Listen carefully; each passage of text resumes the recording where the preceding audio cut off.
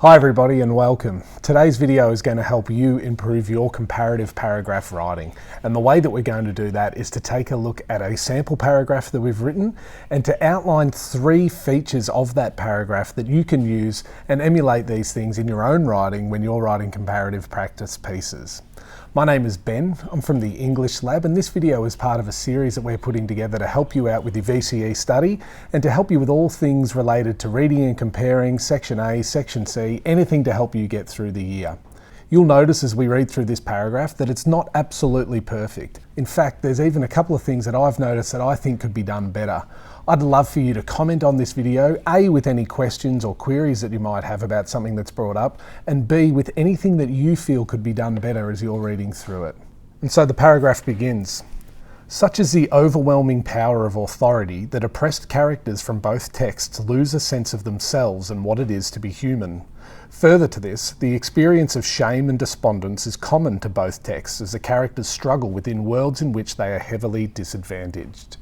And so we'll stop there after only just the first 2 sentences to talk about the first feature that we wanted to point out to you.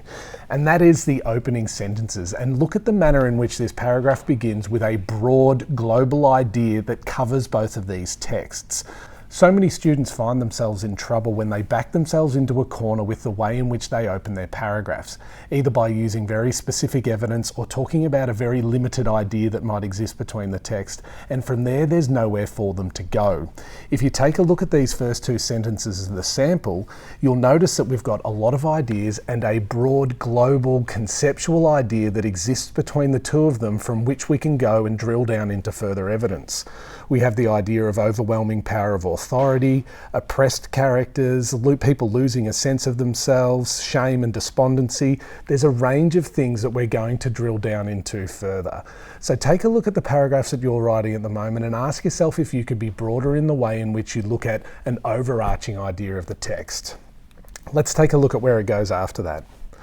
The woman of the 7 stages of grieving tells of her experiences in crying quietly, to the point where she feels nothing. The grief of the Aboriginal people is exhibited through a range of scenes and the discussion of history which outlines the severe impact of European arrivals in Australia. To emphasise the idea that this experience is universal amongst indigenous Australians, Enoch and Mailman include a telling of the woman's brother's story. His descent comes from his own sense of shame, and his experiences are told in a manner which outlines how what has happened to him eats your spirit, your life. By having the woman mention that this has been seen before and that it is merely the beginning of another cycle, Enoch and Mailman depict the experience of indigenous Australians to be a struggle against authority which hollows their spirit. And so at this point we're going to take a break again from reading and think about the second feature that we want you to notice here. And that is the manner in which this analysis is very much based on the structural elements of the play. We see the playwrights, Enoch and Mailman, mentioned a couple of times in these sentences as a way of not only highlighting that we understand what they're saying and their values and ideas of the play, but also how they've structured the play with the experiences of the woman's brother, etc. It's a really good reminder for you that the best analysis is going to come from when you're thinking about what the texts are saying and how they've said it. We've also stopped it here just to point out to you that we're about halfway through the paragraph in terms of, the practicalities of what we're writing, but we've only mentioned the one text, the 7 stages of grieving. And if I was marking this and it was a student of mine that I'd been looking at this piece, it's around here that I'd start to worry that the piece was going to be too heavily balanced towards the one text. However, I want you to notice the way in which this comes back, and I want you to also notice how everything that's said about the 7 stages of grieving informs what is then said about the longest memory, and how the rest of the paragraph all leads on from what has been set up here with this evidence. It's always a challenge in this area of study to keep things succinct and to not have a paragraph that's overbalanced by one text over the other. So take a look in the way in which we've structured this one to have a lot of evidence from the first text, only to then inform everything that comes after it.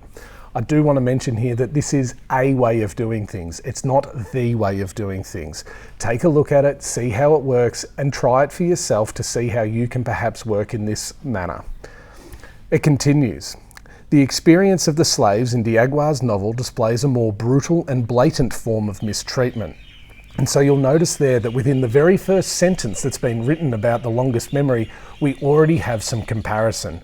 Of course, it's pretty shallow comparison, saying that the mistreatment is more brutal and blatant, but it is comparison nonetheless. And it shows that this is a paragraph that's going to be constantly moving towards comparison in its second half.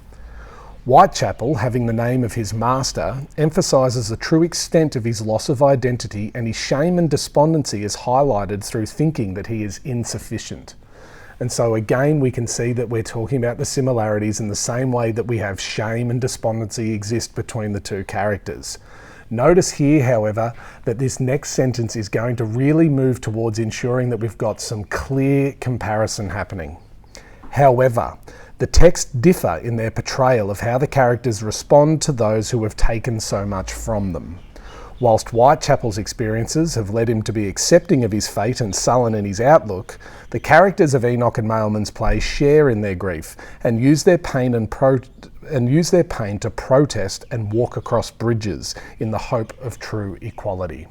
And so what you'll notice there with that sentence that we've coloured purple is that it's talking about both texts within the one sentence. It can be a really good strategy for you to use to ensure that you're not only being succinct, but that you're also getting right to the heart of the comparison. Take a look at the very simple structure of these sentences too.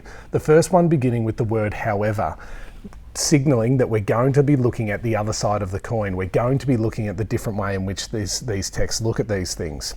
And then when we have this fantastic word that starts that next sentence being whilst.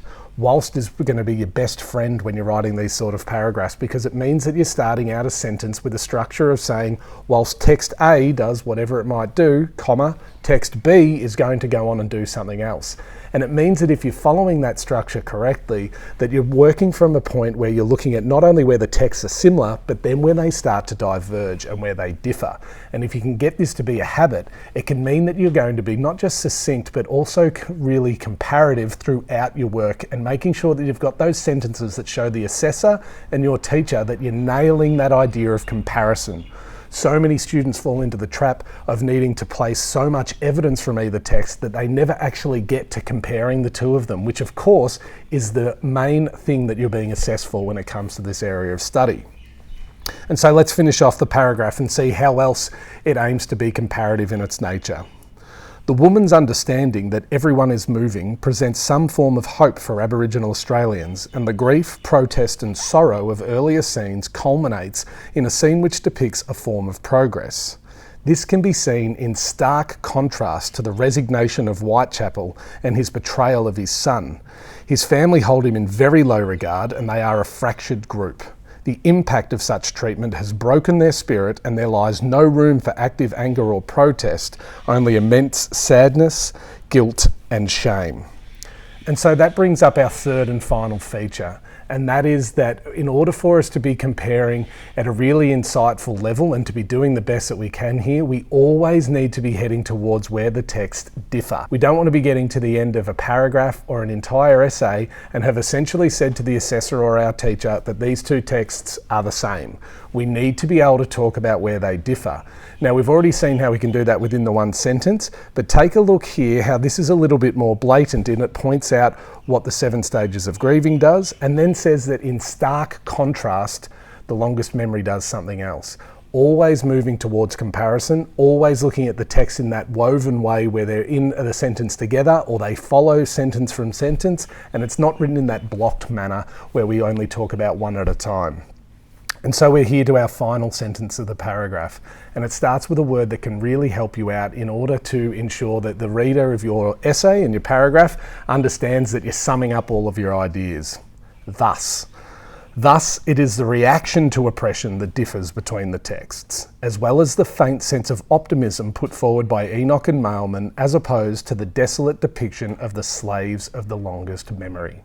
And so you can see that we've wrapped up that paragraph in a manner in which it is looking at, again, where the texts differ, but also it goes really well with that opening paragraph that we spoke about at the start of the video, in that the opening mentioned that these texts share a common idea and a common value and a common concept that exists between them. And then throughout the paragraph, we've come to tease out how they start to differ. Even though they are common in what they are saying, there are differences about what they say as well. And having that overall structure to your paragraph can be a really sophisticated way of ensuring that you're really showing a deep comparative knowledge of both of these texts and how they work together. And so that's it for today's video. Thank you very much for watching. We'll have a bunch of other videos based not just on the reading and comparing unit, but also some other things to help you out with your VCE journey.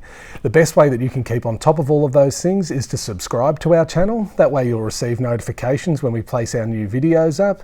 If you've got something out of it, you can hit the like button there, and we're really encouraging you to get into the comments and ask any questions that you might have. Our aim here at the English Lab is to be really interactive with people that are asking questions and to help as many of you as you can. So please get down there and ask for anything that you might be a little bit worried about when it comes to reading and comparing, or anything else that you saw in this video. But until next time, all the best and happy studying.